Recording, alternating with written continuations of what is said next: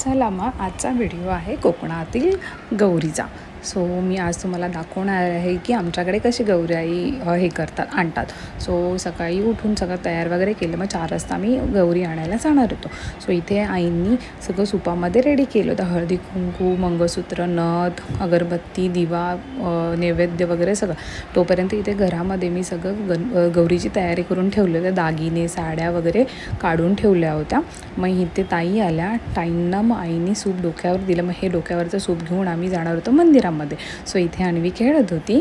मग त्याच्यानंतर आम्ही गेलो मंदिरामध्ये, कारण की ही मोस्टली जरी सगळ्यांकडेच आहे ना गवर आणते, ही माहेरपासून आणते किंवा आपली लग्न न झालेल्या मुली आणतात छोट्यावाल्या. सो मग त्यांनी घेऊन येतात माहेरपासून म्हणून गवर येते. सो इथे काकी रांगोळी काढत होत्या मंदिराच्या बाहेर. हे आहे आमचं मंदिर कुलदेवताचं. सो इथे आमचं मंदिर आहे. इथे सगळ्या बायका थांबल्या होत्या. मग इथे थोडा वेळ आम्ही असंच बाकीचे येईस्तोपर्यंत आम्ही वाट बघत होतो. इथे आई चिरड्यांचं साफ करत होत्या चिरड्या, कारण की त्याची पूजा करायची होती. ते आम्हाला मंदिरामध्ये घेऊन जायचं होतं, म्हणून त्याला माती होती ना, तर ते काढून आई हे करतो. इथे आई काकींनी एक चिरडे आणून ठेवली, कारण की ह्याची पूजा वगैरे करायची त्याच्यामुळे. आणि आम्ही बाकीच्या गावातले लोक येत होते ना, त्यामुळे आम्ही त्यांची वाट बघतो. मग इथे तोपर्यंत सगळ्यांनी फुगड्या खेळल्या. आम्ही फोटो सेक्शन्स वगैरे झाले, फोटो वगैरे काढले सगळ्यांनी. तोपर्यंत इथे ह्या गावातल्या बायका आल्या गवर त्यांची हे करायला, पूजायला. सो मग इथे त्या बायका आल्यानंतर आम्ही लोकांनी सगळं पूजा वगैरे केली, कारण की आम्ही ऑलरेडी तिथे आधी पोहोचलो होतो, म्हणून आम्ही अर्धी पूजा केली होती. सो त्यांची वाट बघत होतो. सो मग त्यानंतर मग हे पूजा वगैरे करत होतं आणि इथे आमचे फोटो आणि फुगड्या वगैरे चालूच होत्या. इथे काकी लोक वगैरे आणि आई ह्या चिरड्याचं पूर्ण माती वगैरे काढून एका बाजूला ठेवत होते, कारण की ह्या चिरड्यांचंच आम्हाला गौरी करायची होती. सो म्हणून मग इथे मग काकी ताईंना सांगत होत्या पूजा कशी करायची वगैरे, कारण की ह्यालाच हे मेन असतं. ते आम्ही जे तुम्हाला मी दाखवते पुढच्या व्हिडिओमध्ये, ते कसं लावलं जातं ते. तर मग इथे ह्या काकी सगळं दाखवत होत्या. अगरबत्ती वगैरे लाव, हळद कुंकू वगैरे टाकावून नैवेद्य वगैरे दाखवायचा. आणि मग त्याच्यानंतर नैवेद्य वगैरे दाखवून झाल्यानंतर मग काकीनी ह्या चिरड्याला मंगळसूत्र आणि नथ घातली, कारण की ते देवीचं रूप मानलं जातं ना. सो म्हणून मग ह्याला चिरड्याला काकी लावून घेत होते. मग त्याच्यानंतर आम्ही गेलो मंदिरामध्ये. सो मंदिरामध्ये सेम जसं आम्ही घरातून निघताना ते सूप डोक्यावर घेऊन आलो होतो ना, तसंच आम्ही इथे पण ताईंनी डोक्यावरती ते सूप घेतलं आणि मंदिरामध्ये आत गेलो. आणि मंदिरामध्ये आत गेल्यावरती सुद्धा ते देवाजवळ ठेवलं होतं ते सूप. बघा, सगळ्यांनी अशा पद्धतीने ते सूप देवाजवळ ठेवलं. आणि देवाजवळ ठेवल्यानंतर सेम जसं बाहेर पूजा केली तशीच आम्ही आतमध्ये येऊनसुद्धा पूजा केली. मग पूजा वगैरे झाल्यानंतर हे सूप घेऊन डोक्यावरूनच ते 5 देवाच्या गोल फिरायचं होतं. मग फिरून झाल्यानंतर इथे आम्ही आरती वगैरे केली. आरती झाल्यानंतर ते देवीची वगैरे आरती केली आणि मग आरती झाल्यानंतर आम्ही निघालो होतो घरी जायला.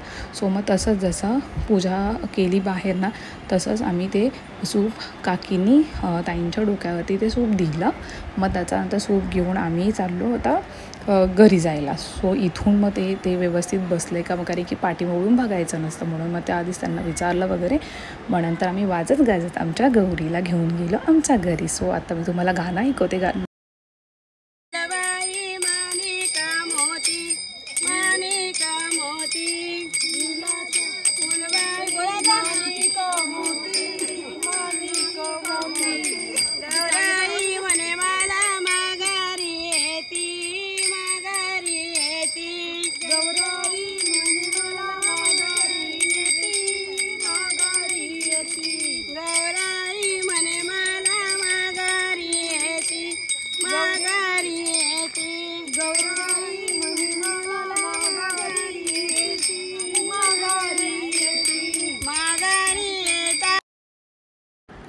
ते मग झाल्यानंतर आम्ही घरी आलो. घरी आल्यावरती प्रियांका गौरीची पूजा वगैरे करत होती आणि जेनी आणली. तिच्यासुद्धा हळदी कुंकवानी पाय वगैरे धुवून वगैरे तिची पूजा वगैरे औक्षण केला.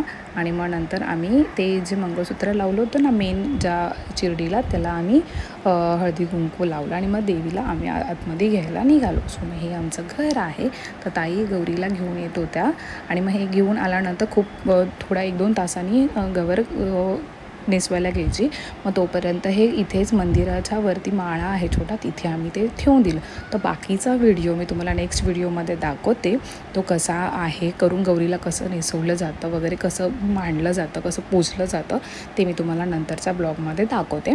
आता सध्याच्याला हे आणल्यानंतर पहिलं देवाजवळ नेलं, देवाजवळ दाखवलं आणि मग नंतर काकांनी ते माळ्यावरती ठेवलं. कारण की ते मग त्याच्यानंतर मग थोडं 1-2 तासांनी 1.5 तासांनी वगैरे ते खाली उतरून मग त्याची पूजा करायची असते. म्हणजे ते जसं गौरी मांडली जाते ना ते मांडायचं असतं. मग इथे देवाजवळ आम्ही दाखवलं आणि मग नंतर मग काका तिथेच देवाच्या खोलीमध्ये छोटासा माळा आहे तिथे मग वरती मग काकांची बघा शिडी वगैरेची तयारी करून ठेवली होती.